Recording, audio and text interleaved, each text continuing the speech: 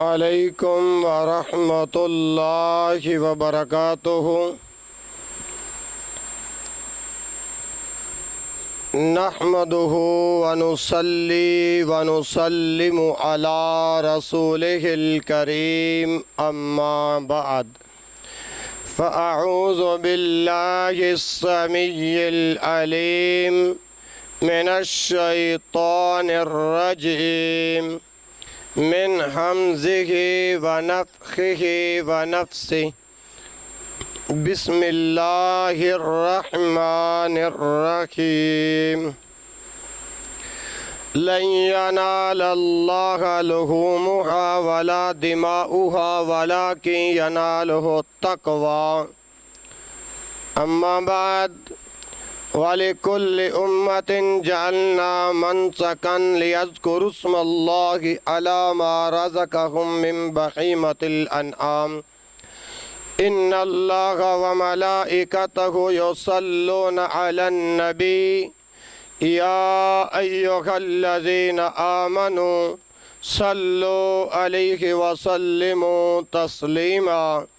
اللہم صلی علی محمد وعلی آل محمد صلی اللہ علیہ وآلہ وسلم کما صلیت علی ابراہیم وعلی آل ابراہیم انکا حمید مجید۔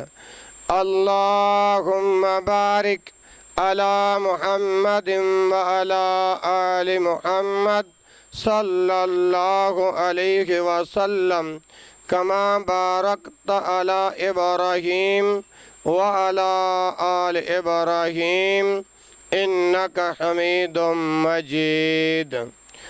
اللہم انفعنی بما علمتنی وعلمنی ما ینفعنی وارزقنی علما تنفعنی بہ۔ سبحانک لا علم لنا الا ما علمتنا انک انت العلیم الحکیم۔ رب اشرح لی صدری ویسر لی امری واحلل عقدۃ من لسانی یفقہوا قولی۔ تمام تر حمد و ثنا اللہ وحدہ لا شریک کے ذات اقدس کے لیے ہے، جو اس کائنات کا پالنہار ہے، مشکل کشا ہے، حاجت روا ہے، بگڑی بنانے والا ہے، غوث اعظم ہے، داتا ہے، گنج بخش ہے۔ درود و سلام امام الانبیاء خطیب الانبیاء والی بطحا سید الکونین و سید الثقلین امام الحرمین امام القبلتین امامنا فی الدنیا و امامنا فی الآخرہ جناب محمد الرسول اللہ صلی اللہ علیہ وآلہ وسلم کی ذات بابرکات پر درود و سلام کا نذرانِ عقیدت پیش کرنے کے بعد، بزرگوں، ساتھیوں، دوستوں، میری ماؤں اور بہنوں، میں اللہ رب العالمین سے دعا گو ہوں کہ وہ آج 31 جولائی 2020 کی حاضری کا موقع عطا فرمایا ہے۔ مالک لم یزل میرا اور آپ کا اس مقدس مقام پر جمع ہونا اللہ اپنی بارگاہ میں قبول فرمائے۔ دوستو، آج یوم عرفہ ہے، آج یوم عرفہ ہے اور ذو الحجہ کی آج 9 تاریخ ہے۔ امت مسلمہ نے آج کا روزہ رکھا ہوگا۔ بعض احباب پریشان تھے کہ اکیلا جمعے کا روزہ رکھنے سے تو نبی پاک صلی اللہ علیہ وسلم نے منع فرمایا ہے، اب جمعے کا روزہ بھی آ گیا ہے، لہٰذا اکیلا روزہ رکھنا پھر جمعے کا روزہ رکھنا اب ہم متذبذب میں ہیں۔ جن ساتھیوں نے رابطہ کیا میں نے عرض کیا کہ آپ رکھیں انشاءاللہ الرحمن 9 ذی الحجہ کا روزہ، یوم عرفہ کا روزہ اللہ کے ہاں انشاءاللہ قبول ہوگا، کیونکہ یہ عام جمعہ کا روزہ نہیں ہے، یہ یوم عرفہ کا روزہ ہے۔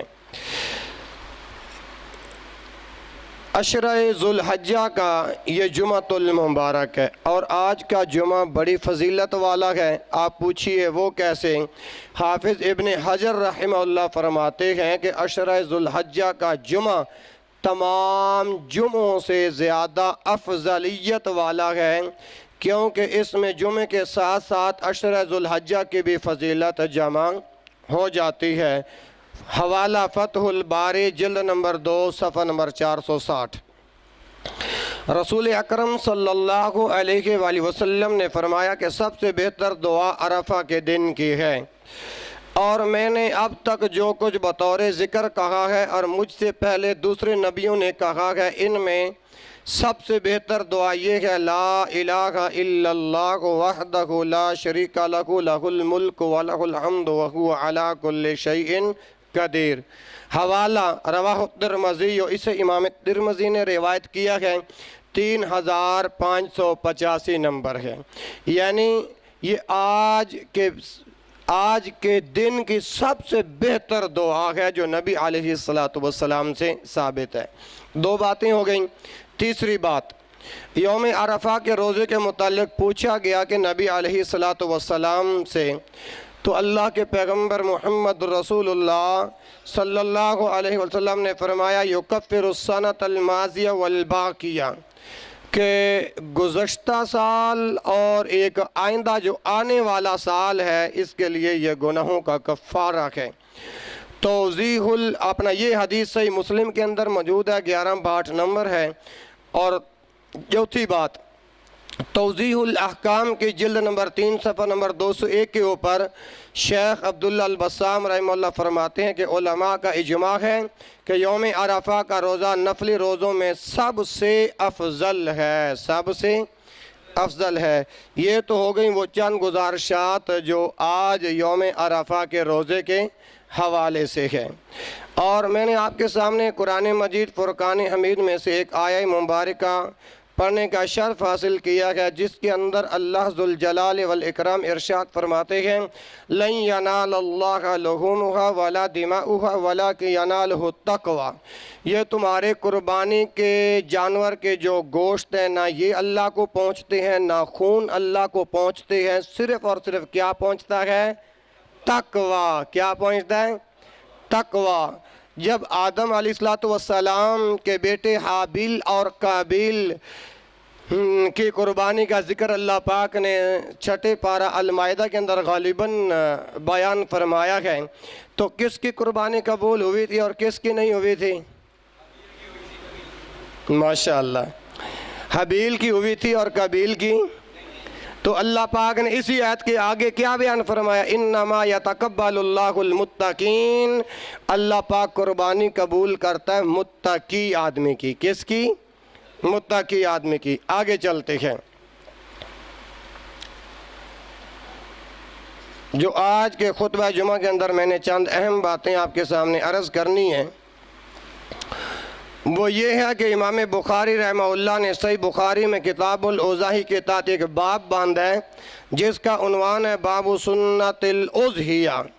پھر انہوں نے برا رضی اللہ عنہ سے ایک مروی حدیث ذکر کی ہے جس کے اندر امام کائنات محمد رسول اللہ صلی اللہ علیہ وآلہ وسلم نے ارشاد فرمایا ان اول ما نبدأ به فی یومنا ھذا نصلی ثم نرجع فننحر من فعله فقد اصاب سنتنا ومن ذبح قبل فانما هو لحم قدمه لاهله ليس من النسك في شيء۔ یہ روایت صحیح البخاری کے اندر موجود ہے اور 5545 حدیث مصطفیٰ کا نمبر ہے۔ پیغمبر کائنات محمد رسول اللہ صلی اللہ علیہ وسلم نے ارشاد فرمایا ان اول ما نبدأ به فی یومنا، آج کے دن ہم سب سے پہلے نماز عید پڑھیں گے۔ نماز اس حدیث سے میں نے آپ کو دو مسئلے سمجھانے ہیں اللہ کے توفیق سے۔ جو لوگ پہلے جانور قربان کر دیتے ہیں اور بعد کے اندر عید الاضحیٰ کی نماز پڑھتے ہیں، ان کی یہ قربانی نہیں ہوگی، وہ عام گوشت ہوگا۔ تو پیغمبر کائنات محمد رسول اللہ صلی اللہ علیہ وسلم نے فرمایا ان اول ما نبدأ به فی یومنا ھذا نصلی، آج کے دن ہم سب سے پہلے کیا کریں گے؟ ھذا یصلی، نصلی کہ ہم نماز پڑھیں گے، ثم نرجع پھر واپس لوٹ کر فننحر پھر قربانی کریں گے۔ پھر کیا کریں گے؟ قربانی کریں گے۔ من فعلہ، جس نے ایسا کر لیا، جس نے ایسا کر لیا، من فعلہ، یا جو کوئی ایسا کرے گا، فقد اصاب سنتنا، وہ ہماری سنت کو پا لے گا۔ اب جو لوگ کہتے ہیں کہ قربانی واجب ہے، یہاں تو نبی کی زبان سے اللہ نے جو کلمات نکلوائے ہیں، فقد اصاب سنتنا، وہ ہماری سنت کو، اگر قربانی واجب ہوتی تو یہاں بخاری کی اس حدیث 55-45 کے اندر سنتنا کے الفاظ اللہ کے رسول کیوں بیان فرماتے ہیں؟ آگے فرمایا وَمَنْ ذَبَحَ قَبْلُ فَإِنَّمَا هُوَ لَحْمٌ، اور جس نے جانور ذبح کیا نماز عید سے پہلے، وَمَنْ ذَبَحَ، جس نے جانور ذبح کیا قبل نماز عید سے پہلے، فَإِنَّمَا هُوَ لَحْمٌ لِأَهْلِهِ قَدَّمَهُ لِأَهْلِهِ، ایسا ہے کہ وہ ایک گوشت ہے، وہ ایک گوشت ہے۔ وَمَنْ ذَبَحَ قَبْلُ فَإِنَّمَا هُوَ لَحْمٌ قَدَّمَهُ لِأَهْلِهِ، جو نماز عید سے پہلے جانور قربان کرے گا اس کی قربانی نہیں ہوگی، ایسا ہے کہ اس نے اپنے گھر والوں کے لیے گوشت بنایا۔ کیوں؟ حدیث کے الفاظ ہیں فَإِنَّمَا هُوَ لَحْمٌ قَدَّمَهُ لِأَهْلِهِ لَيْسَ مِنَ النُّسُكِ فِي شَيْءٍ، اب حدیث کے واضح لفظ بھی آ گیا کہ ایسے انسان کی قربانی نہیں ہوگی۔ اس حدیث سے دو مسئلے سمجھ میں آتے ہیں۔ پہلا مسئلہ تو یہ ہے کہ جو شخص نماز عید سے پہلے جانور قربان کرے گا لیس من النسک فی شیء، اس کی قربانی نہیں ہوگی۔ اور دوسرا یہ ہے من فعلہ فقد اصاب سنتنا، تو یہ حدیث بھی دلیل ہے کہ قربانی سنت ہے، واجب نہیں ہے۔ اسی طرح بعض لوگوں کا عقیدہ ہے کہ قربانی صرف حجاج کے لیے ہے، باقی لوگوں کے لیے نہیں، جبکہ میں نے پچھلے جمعے حضرت ابن عمر رضی اللہ عنہما کا قول بیان کیا تھا کہ اقام رسول اللہ صلی اللہ علیہ وآلہ وسلم بالمدینہ 10 سنین یضحی کل سنۃ، اللہ کے پاک پیغمبر محمد رسول اللہ صلی اللہ علیہ وسلم مدینہ منورہ میں 10 سال مقیم رہے اور ہر سال قربانی کرتے رہے۔ تو یہ اس بات کی دلیل ہے کہ قربانی صرف حجاج کے لیے ہی نہیں بلکہ تمام مسلمانوں کے لیے ہے۔ حجاج تو حج کے واجبات ادا کرنے کے لیے قربانی کرتے ہیں اور سنت ابراہیمی کو زندہ کرتے ہیں، جبکہ دیگر مسلمان پیارے نبی حضرت محمد رسول اللہ صلی اللہ علیہ وآلہ وسلم کے سنت پر چلتے ہوئے عمل کرتے ہوئے اللہ کا تقرب حاصل کرنے کے سعادت حاصل کرتے ہیں۔ اسی طرح انس بن مالک رضی اللہ عنہ بیان کرتے ہیں کہ کان النبی صلی اللہ علیہ وسلم یضحی بکبشین انا اضحی بکبشین، کان النبی صلی اللہ علیہ وسلم یضحی بکبشین، نبی کریم صلی اللہ علیہ وآلہ وسلم 2 مینڈوں کو ذبح کیا کرتے تھے، وَأَنَا اضحی بکبشین، اور حضرت انس کہتے ہیں کہ میں بھی اسی طرح 2 مینڈے ہی قربان کرتا ہوں۔ تو یہ حدیث صحیح البخاری میں ہے، 55-53 حدیث مصطفیٰ کا نمبر ہے۔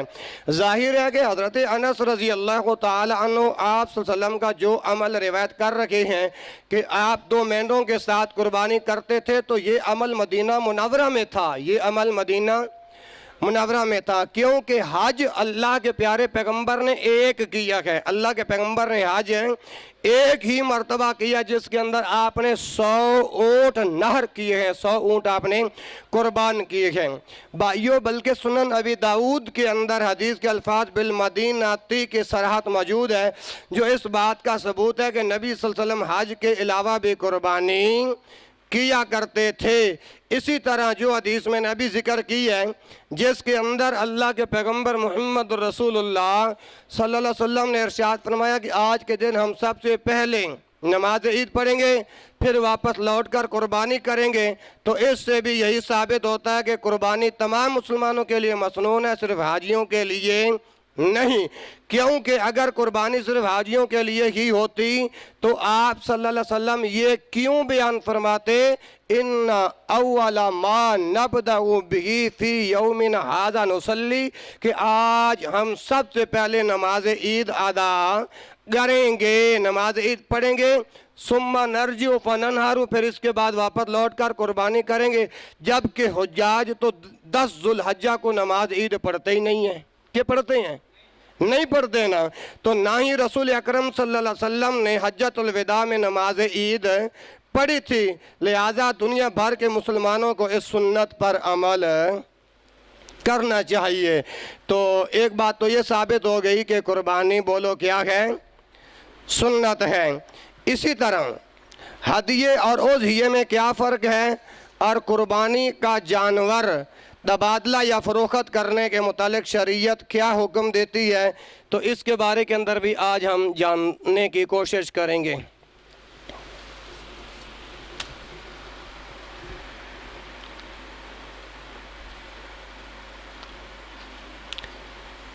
یہ فتاوی صاحب الحدیث ہے،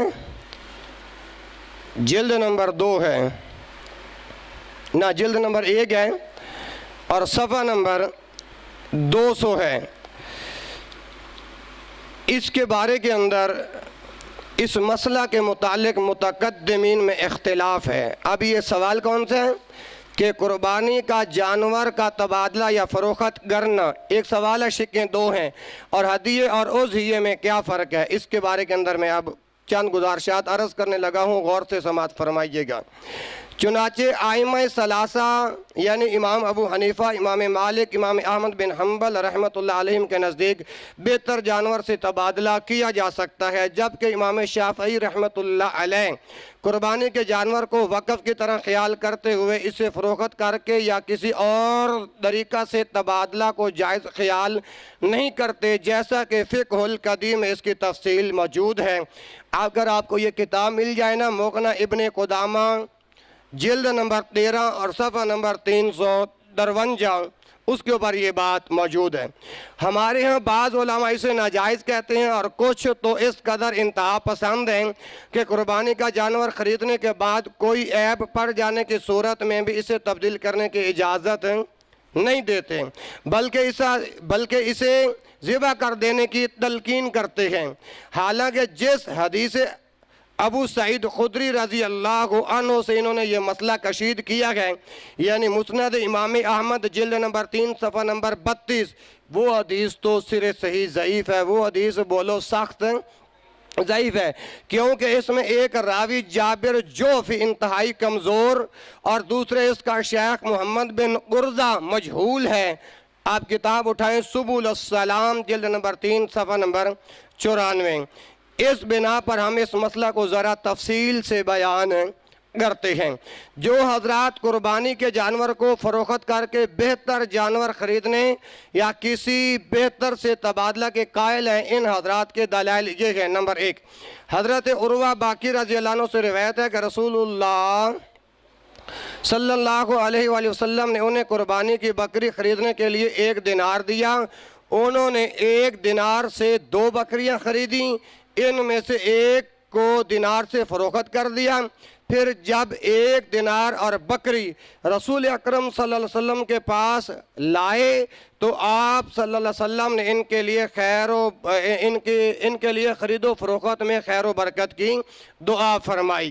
صحیح البخاری کتاب المناقب اور حدیث کا نمبر ہے 3642۔ بعض روایات میں صراحت ہے کہ رسول اکرم صلی اللہ علیہ وآلہ وسلم نے اسے قربانی کا جانور خریدنے کے لیے بھیجا تھا، لیکن راوی نے بعض اوقات قربانی کے بجائے صرف بکری خریدنے کا ذکر کیا ہے۔ مسند امام احمد جلد نمبر 4 اور صفحہ نمبر 375۔ اس روایت کو ابو داؤد کتاب البیوع کے اندر 3384، اور جامع ترمذی کتاب البیو کے اندر 1258، ابن ماجہ کتاب الصدقات کے اندر 2402 میں بھی بیان کیا گیا ہے۔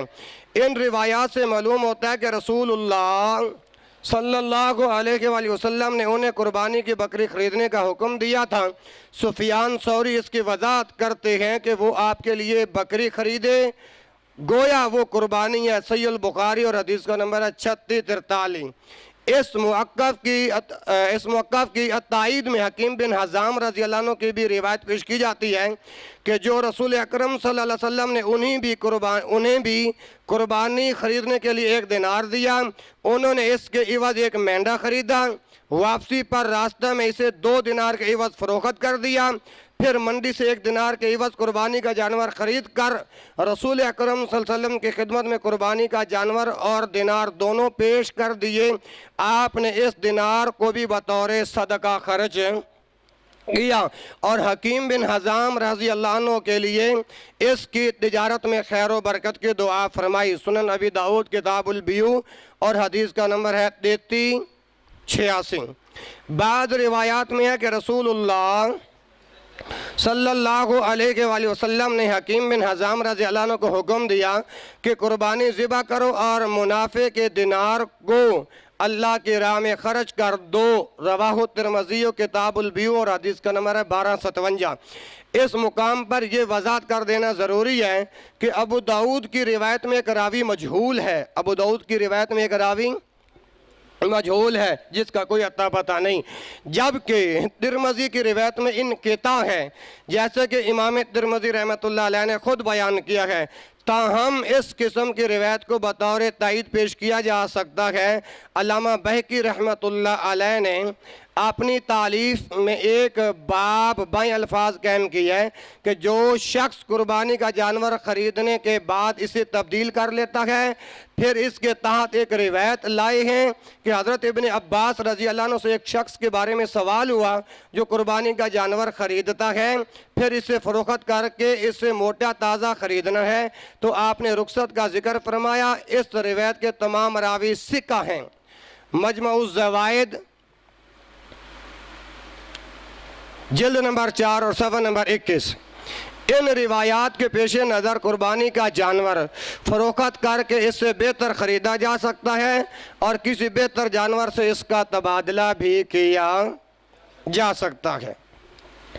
آگے سماعت فرمائیں۔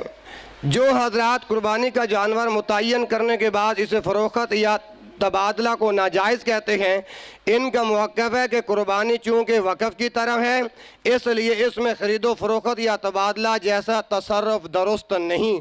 چنانچہ حدیث میں ہے کہ حضرت عمر رضی اللہ تعالی عنہ نے ہدیے کے طور پر ایک عمدہ اونٹ کا انتخاب کیا، بعد میں کسی نے اس کی 300 دینار قیمت لگا دی۔ حضرت عمر رضی اللہ تعالی عنہ رسول اکرم صلی اللہ علیہ وآلہ وسلم کے پاس آئے اور بتایا کہ میں ایک عمدہ اونٹ ہدیے کے طور پر مکہ مکرمہ بھیجنے کا پروگرام بنا چکا ہوں، اب مجھے اس کا 300 دینار ملتا ہے۔ کتنا دینار؟ 300 دینار ملتا ہے۔ کیا میں اسے فروخت کر کے مزید اونٹ خرید سکتا ہوں؟ امام کائنات محمد رسول اللہ صلی اللہ علیہ وسلم نے فرمایا نہیں، تم اسی کو ذبح کرو۔ سنن ابی داؤد کتاب المناسک۔ اس روایت کو امام احمد رحمۃ اللہ علیہ نے بھی بیان کیا ہے، لیکن اس میں عمدہ اونٹ کی بجائے بختی اونٹ کا ذکر ہے۔ بختی اونٹ بلا کسے کہتے ہیں؟ جس کی گردن ذرا لمبی ہوتی ہے، جس کی گردن ذرا لمبی ہوتی ہے اور وہ بھی بہترین اونٹوں میں شمار ہوتا ہے۔ بختی اونٹ مسند امام احمد جلد نمبر 4 صفحہ نمبر 145۔ اور منطق الاخبار میں اس حدیث پر بائیں الفاظ عنوان قائم کیا ہے کہ ہدیے کو متعین کرنے کے بعد اسے بدلنا جائز نہیں، یعنی جو جانور قربانی کے لیے ساتھ لے کر جاتے ہیں اس کو ہدیے کہا جاتا ہے۔ اس کو کیا کہا جاتا ہے؟ اور جو مسلمان صبح 10 ذوالحجہ کو جانور قربان کریں گے اس کو اضحیہ کہا جاتا ہے۔ چنانچہ علامہ شوکانی رحمۃ اللہ علیہ اس کی شرح کرتے ہوئے لکھتے ہیں کہ یہ حدیث اس بات پر دلالت کرتی ہے کہ ہدیے کی بیعت درست نہیں ہے، خواہ اس جیسی یا اس سے بہتر کا تبادلہ مقصود ہو۔ نیل الاوتار کتاب کا نام، جلد نمبر 5 اور صفحہ نمبر 185۔ چنانچہ قربانی میں بھی ہدیے کی طرح ہے، اس بنا پر قربانی کا جانور بھی فروخت یا تبدیل نہیں کیا جا سکتا۔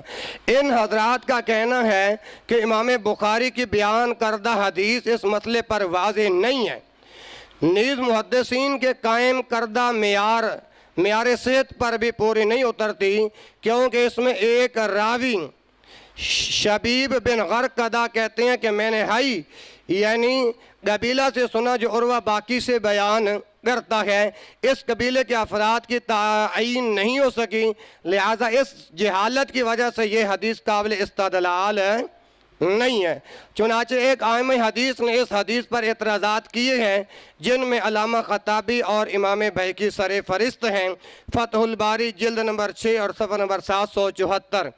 جہاں تک بخاری کی حدیث کے ضعف کا مسئلہ ہے، اس کے متعلق ہماری گزارشات ہیں کہ محدثین کے فیصلے کے مطابق جس راوی کو امام بخاری اپنی صحیح میں لائے وہ جرح و تعدیل کا جو پل ہے نا اس کو وہ عبور کر چکا ہے، یعنی امام بخاری اس کے متعلق خوب چھان پھٹک کرنے کے بعد اسے اپنی صحیح کے اندر لائے ہیں، لہذا اس حدیث پر بلا وجہ اعتراض درست نہیں ہے۔ ہاں علامہ خطابی اور امام بہقی نے اس حدیث کو غیر متصل قرار دیا ہے۔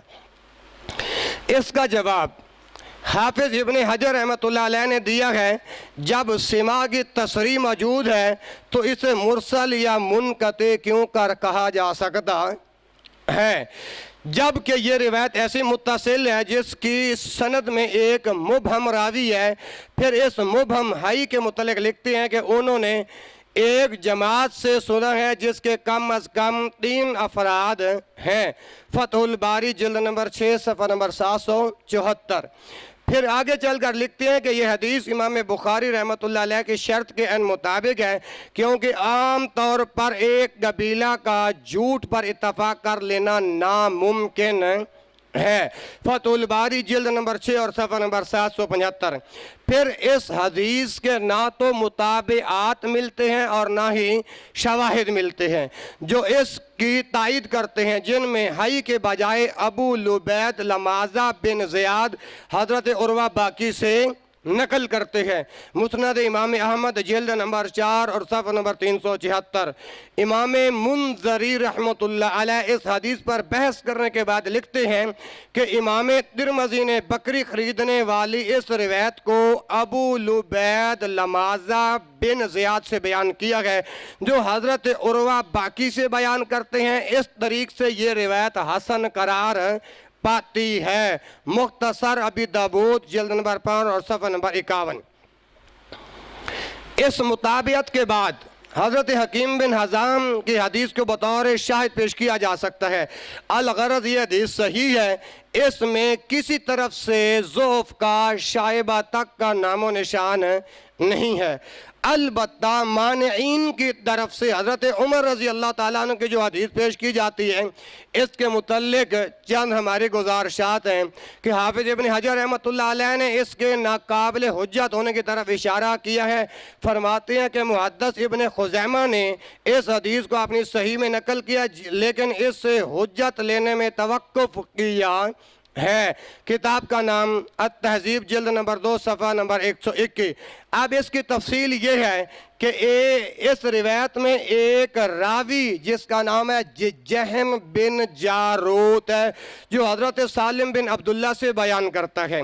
اس کے متعلق امام بخاری رحمۃ اللہ علیہ فرماتے ہیں اس جہم کا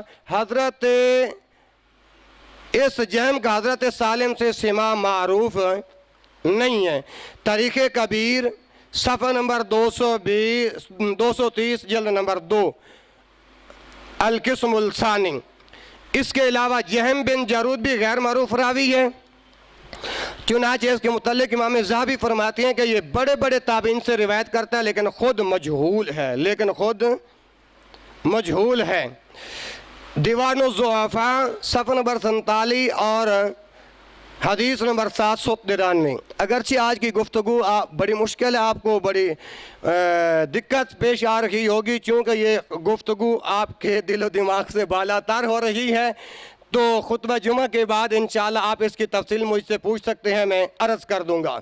اچھا، نیز فرماتے ہیں کہ اس راوی میں جہالت ہے، اس راوی میں جہالت ہے۔ خالد بن ابی یزید کے علاوہ اس سے اور کوئی راوی بیان نہیں کرتا۔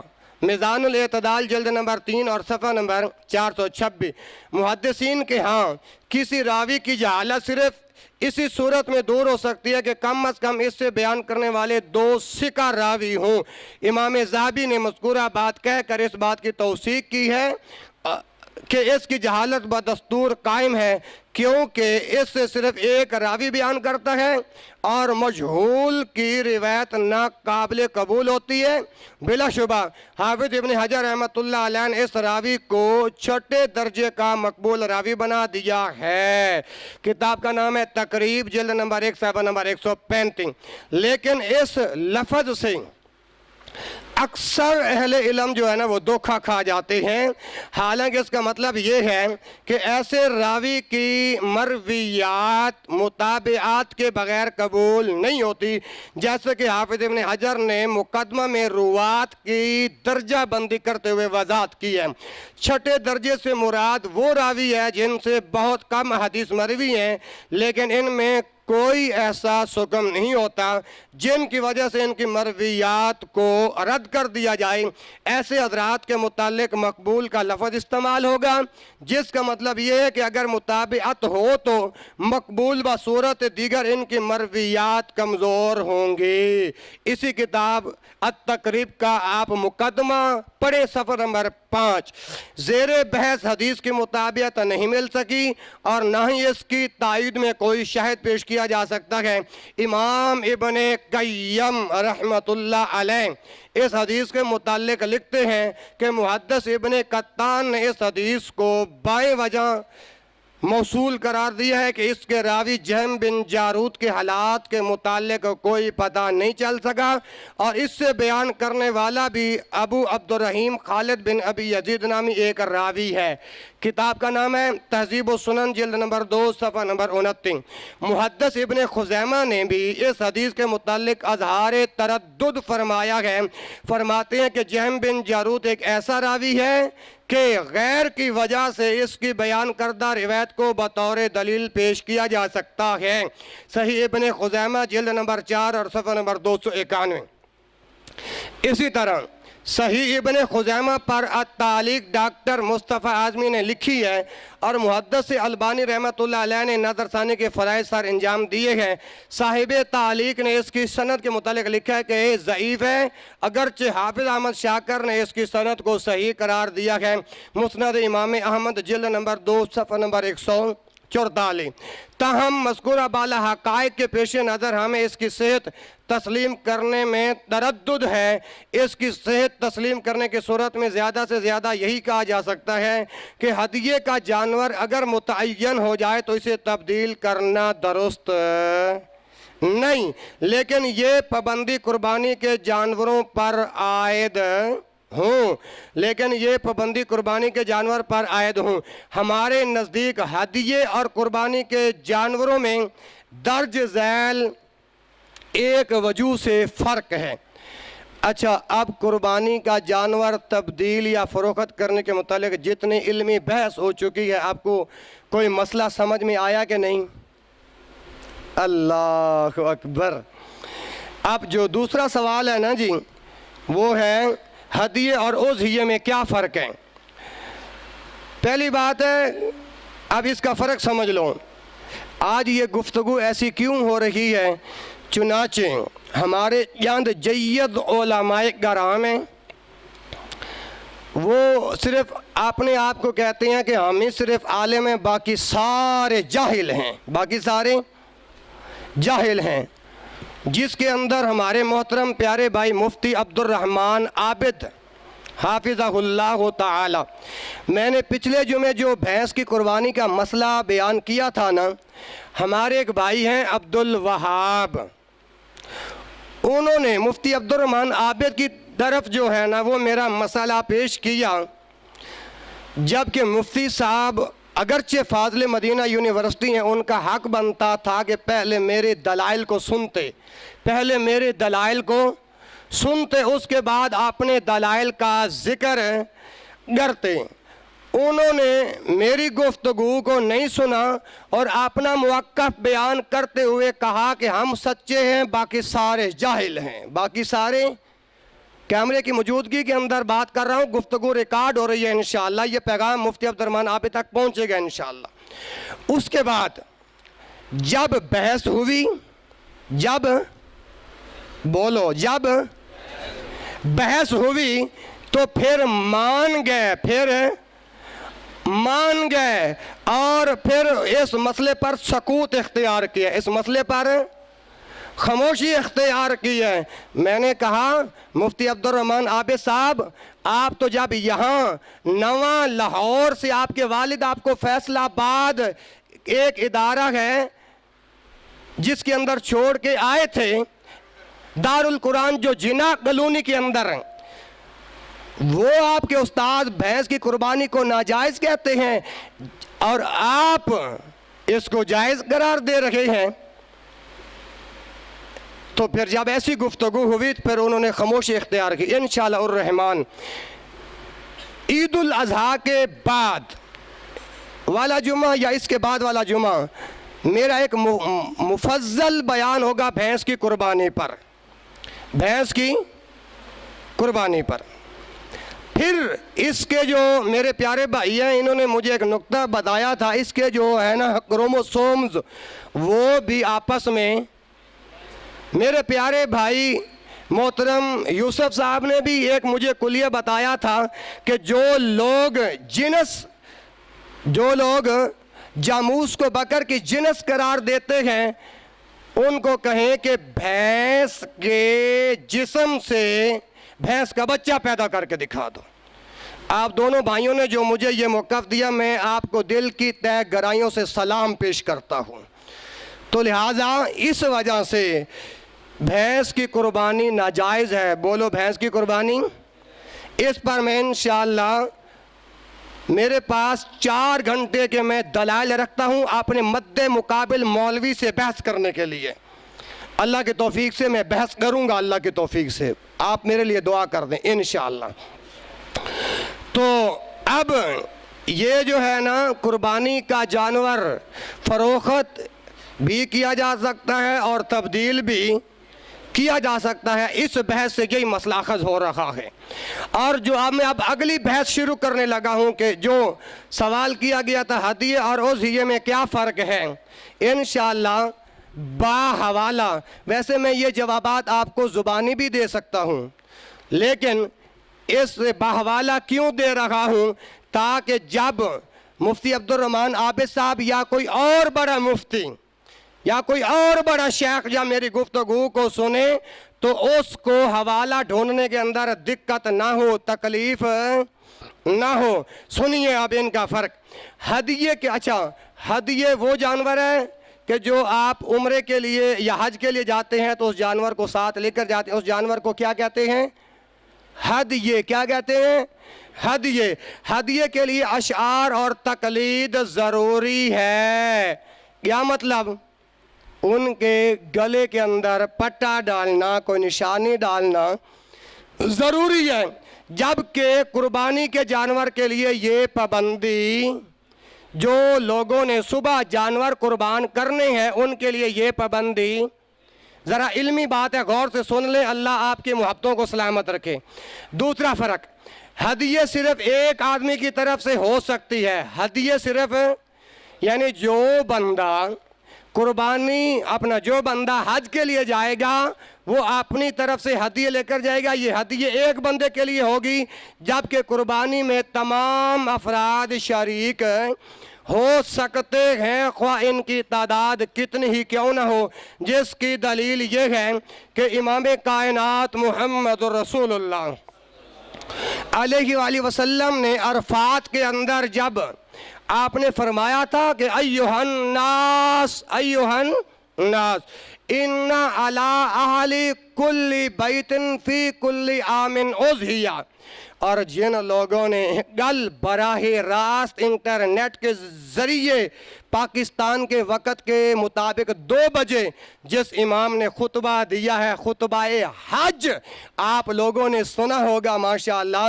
उनका नहीं सुना तो वो जो है ना जियो जो चैनल है उस पर भी वो शाया, और मुख्तलिफ चैनलों पर वो खुतबाए हज जो कल इमाम ने अरफात के अंदर दिया वो आप समात फरमा, इंशाअल्लाह बड़ा फ़ायदामंद है।